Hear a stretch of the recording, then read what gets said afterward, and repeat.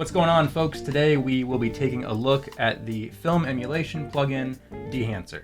Full transparency, Dehancer did reach out to me asking if I would review their plugin. I jumped at the opportunity in exchange for a license for the plugin. They did not require anything of me other than my honest thoughts after testing it out. I've been using Dehancer for about a month, so everything in this video are my honest thoughts.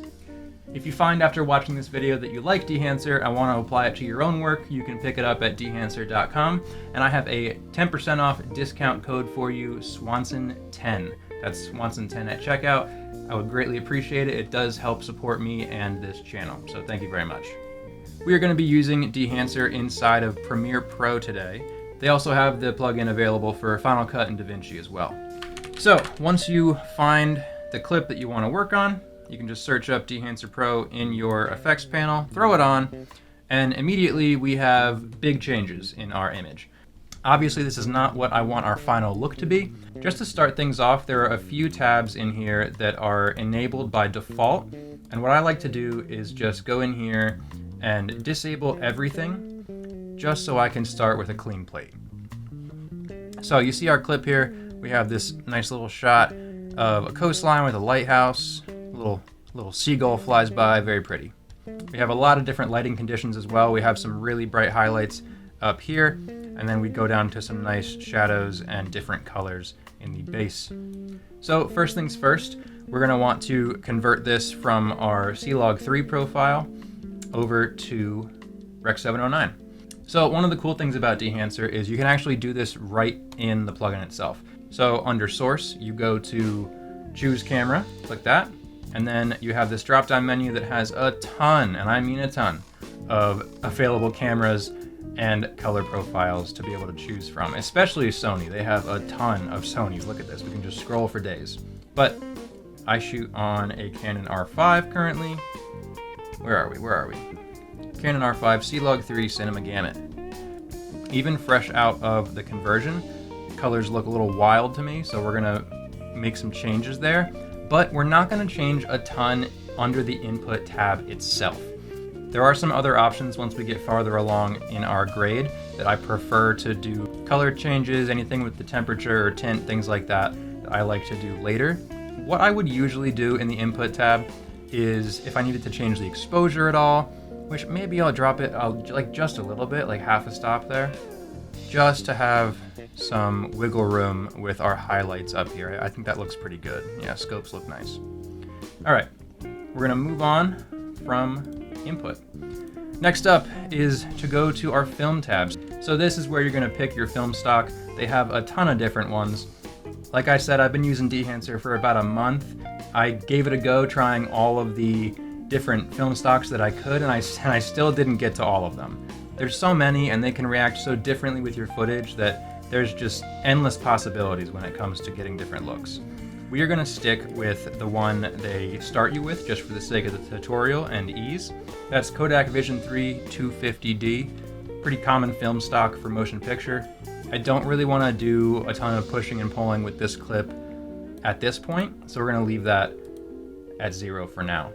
Now, you might think we're just going to go down the list and do one tab after the other, but with Dehancer, there is a specific order you kind of want to do things in. So we did our input where we selected our camera, we selected our film stock. Now I want to jump down to expand. One of the things that really surprised me about Dehancer, just as a business, was the amount of educational information they have on their website. Every single tab that you see in Dehancer has a long explanation of what it does and how to use it in your workflow on their website. If you want to add Dehancer to your workflow, I highly suggest starting on their website, learning all you can about it. There's a ton of great resources there. One thing that Dehancer says you should do is your expand tab. You're setting your black and your white point right after your film stock is selected. So we're going to take a look at our black point here. Move that down. I don't want to get this too low to 0, but I want to be like the 10 to 20 range, so that looks pretty nice. And then we'll set our white point, bring that up a tiny bit. Again, I don't really want to push 90 just because we do have some pretty bright highlights, and they're already looking pretty bright. We'll have to come back to that But as we go throughout this grading process, we are going to revisit the expand tab multiple times. So don't think it's set in stone, because it's not. All right, we're going to jump back to where we were. We selected our film, we did our black and white points, and we're going to look at Film Developer now. Now, this one I sometimes use and I sometimes don't. It really depends on the clip that I'm grading and the look I want to achieve. I don't typically like to add contrast here in the Film Developer. I like to add it when you take it to print.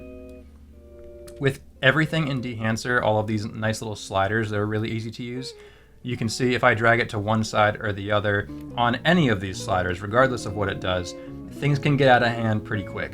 So a little goes a long way, and that is the mantra I try to keep for everything in Dehancer. Little edits can make big results. So for now, we're gonna keep everything pretty standard. I'm not gonna touch anything in Film Developer. Film compression is what is going to help us keep some of these highlight details up here. So just for the sake of working on the brighter portion, we'll leave this right there. We will turn on film compression. Boom, you can already see we got a little bit of detail back up here in some clouds. You have some detail down here in the bottom part of the image and in this little cloud layer that's going towards the lighthouse as well. So without even touching anything, just turning film compression on, we go from pretty bright, and you still have some detail. Nothing is technically crushed yet, but the film compression does help out a lot. And here you can change the color density, the tonal range. Impact is going to be how much compression is actually affecting your image.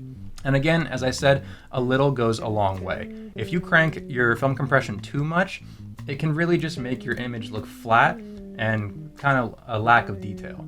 So I like to do maybe just a little bit of tonal range. You can see already we have a ton of detail coming back. I'm going to leave color density where it is because we're going to use color density in a different tab later. All right, we've done film developer, compression, our expand tab. Print is one of my favorite tabs because I think you start to really dial in your look and see where it's going to wind up. So you have this little drop down menu here. Fujifilm 3513, Kodak 2383 print film.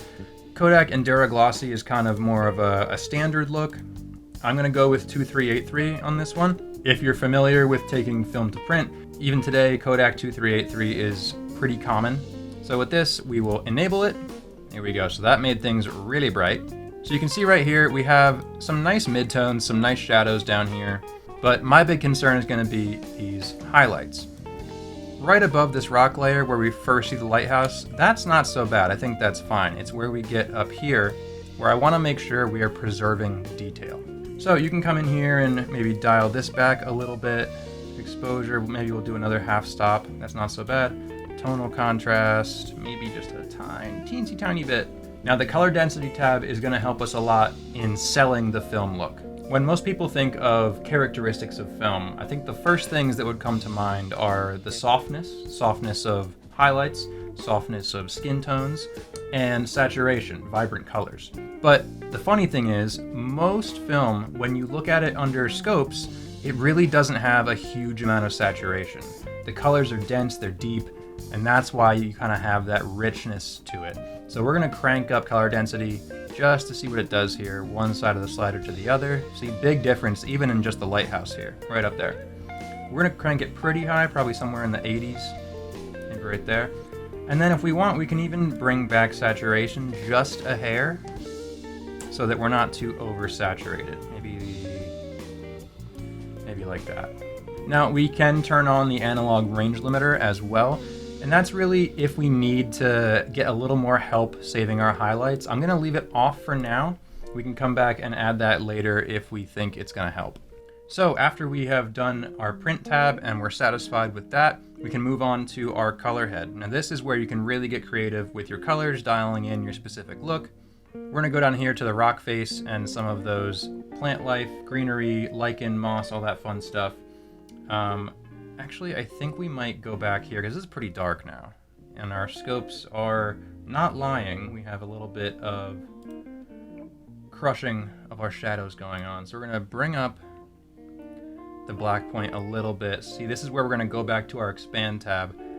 Time number 1. We will be going back again, I almost promise. There, that's pretty nice. I like that.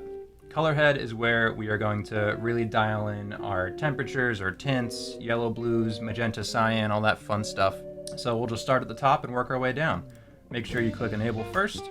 I don't really want that to be too cool. Let's warm that up a little bit. This was shot in the summertime, so I want to kind of stick with that. There, that's pretty good right there. Magenta green, let's see what we got. Maybe we'll push the green a little bit for some of the foliage here we have on the rocks and out of frame right there, or out of focus right there. That's too much. Maybe like that. Cyan and red. Maybe we'll lean a little into the red here. Not too much because we've already warmed up the image with the yellow. Now shadows, midtones, and highlights, we can also have more broad strokes with certain areas of our image. Now the shadows we could really cool off a little bit, so I feel like it gives these rocks here more of a gray appearance, which they, true to life, they were. So let's do like maybe like that. Midtones, maybe let's do a little warm, and then highlights. Since it's going to be our sky, let's make those on the cooler side of things. The water and the sky tend to be blue. Now that that's done, we can get into some of the more detailed, more film emulation stuff, if you will. Film grain, I'm going to leave blank for now just because the way I've found that I like to work with Dehancer when it comes to film grain is adding it towards the end of my grading session. Once I have the colors I want, I have the look I want, and then we can add the grain on top of it. You have some options here of various different film types. I like to use custom just because you have all of these extra dials that you can go through and really dial in a specific kind of grain you want, but we'll leave that blank for now and come back to it. All right, time for the buzzwords, halation and bloom. Now, halation and bloom are things you've probably heard tied to the word cinematic or filmic or just the film look in general. Halation is going to be that pretty warm, sometimes red, sometimes more of a yellow hue, almost like an outer glow. And that's going to be where you have highlights and shadows meeting generally. Again, we have a bunch of different film options here in terms of type of halation, but we're going to go to custom just because I like more options. So the big tabs here that are going to really affect your image a lot are global diffusion. We'll just crank it just to show you what it looks like, and it helps if we enable it. It does make a very, very warm part of our image. So you can see if we turn this off and turn it on, really what that does. Now, this is entirely too much. We're just going to reset those actually. Bring up the local diffusion just a little bit. Again, a little goes a long way. You don't really want to crank these because then it just kind of looks fake. And we want to get as close as possible to the real thing because we are trying to stick to emulating film. That looks pretty good. I want the hue to be a little warmer as well. Source limiter is also going to be where you have a ton of control over just the source of the halation itself, and you can take that one direction or the other until you find a look you're happy with. There it is. So if you see right along the edge of the top of the lighthouse there, we crank that, you really start to see those red tones, those orange tones kind of start to bleed in around the edges of where those highlights and shadows meet. We're going to take it maybe like just right there and then global just up a tiny bit. All right, that's looking pretty good. We'll leave that for now. Come back to it if we need. Bloom. Again, we're going to go to custom. Let's turn it on so we see what it looks like. Again, we'll do source limiter. Now, bloom is going to add a bit of a glow, a bit of kind of light spilling over the edges, again, of where your light sources are. And again, you don't want too much. This is also a look you can typically see people achieving with like a mist filter or some kind of diffusion filter. And the nice thing about Dehancer is you get to leave those at home now. You don't have to use them. You're not baked into a look.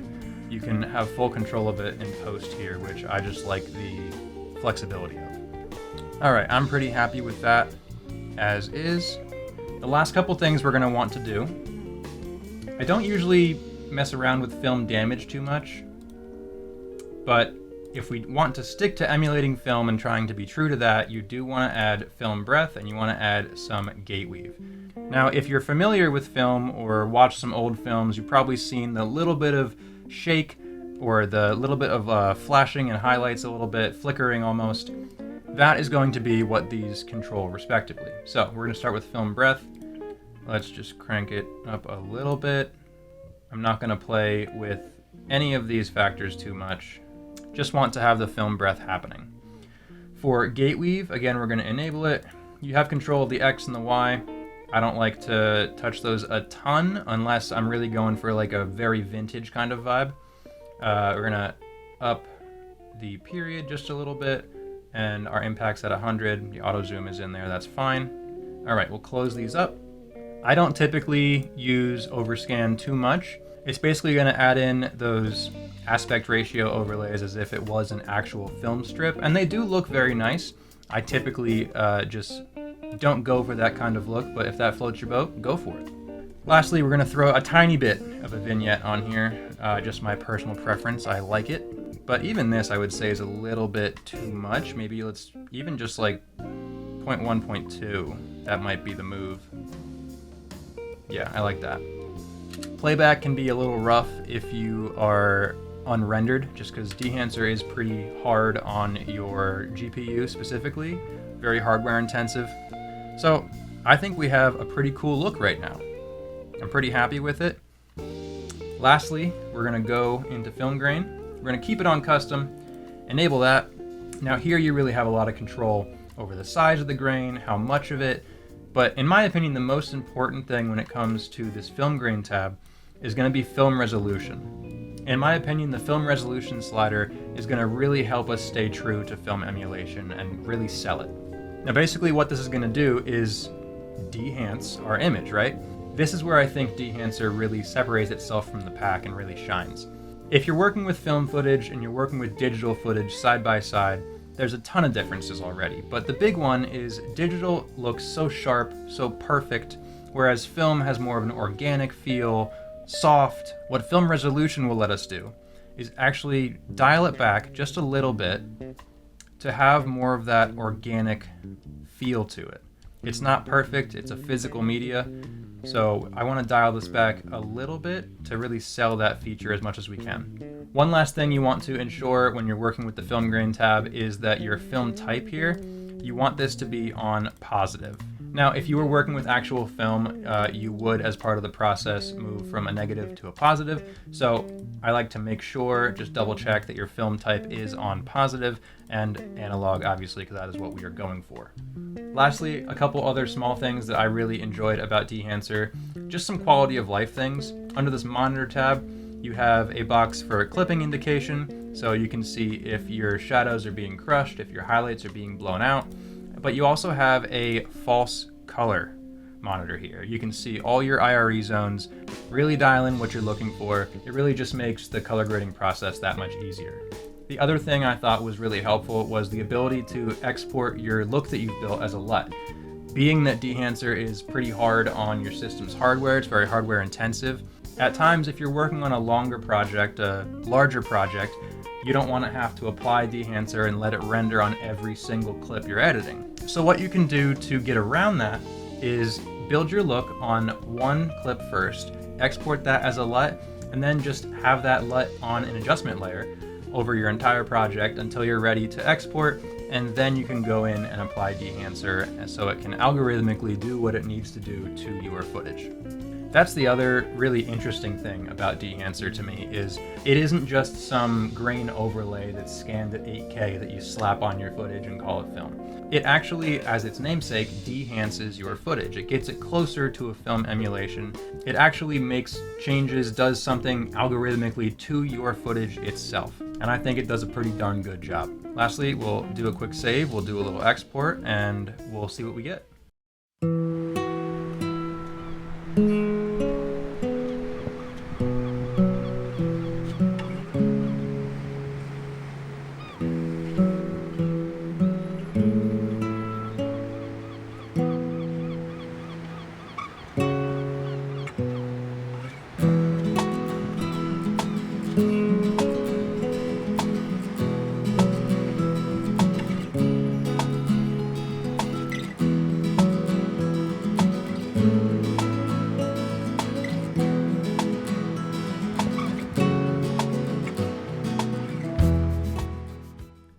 So, what are my final thoughts on Dehancer? I think overall it's a really powerful tool to add to your color grading process. I enjoyed my time using it. Even having used it for a month, there's still things I want to try. From all the customizability you have, all the different film stocks, the different print film options, pretty much every tab, top to bottom, in the plugin has full custom control, which I think is a huge plus. It gives you a ton of possibilities to really fine-tune your look and dial in something you're looking for. Now, there are a few cons I could think of. One, I think, is the price tag. Coming in at $400, it is on the more expensive side of things. However, you are getting a very powerful tool. So if you can drop the money, if you can afford that, I would recommend it. I'm going to be using it in my workflow going forward. And I think it's too powerful of a tool not to use if you want to go the film emulation route. And even if you take the film emulation stuff out of it, you take out the film grain, you take out the halation bloom, all that more film-centric stuff, it operates pretty well as just a color grading tool. Things do get a bit more exciting once you factor in all the different film emulation tools. And like I said, all the customizability I think is where Dehancer really shines. The other con I can think of is how hardware intensive it is. It's not a huge problem, but I do wonder if in a future version of the plugin, I'm not sure if optimization is the right word, but if there's some way to make that less hardware intensive and still keep all the quality there. I don't know if that's possible. The Dehancer team would know better than I, but just a thought. By no means do I think that's a deal breaker. There's plenty of ways to work around that. One of the most quality of life features I thought was the ability to export your look as a LUT. That way you avoid having to apply Dehancer to every clip while you're editing, and you can speed up your workflow a bit and then apply Dehancer at your export. Plus, there's always proxies and just ways to limit the workload on your machine. I don't even think this would be much of an issue on a higher tier machine. I'm running an i9 with a 3070 and it did a pretty decent job.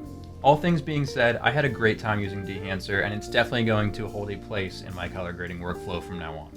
If you do pick up Dehancer for your own workflow, I appreciate if you use that discount code, as it does help me and support this channel. Thank you. That's about all I have for you guys. If you enjoyed the video, if you liked Dehancer, drop a like, drop a subscribe, and let me know down in the comments your thoughts about Dehancer. Happy filming, and I'll see you next time. Bye.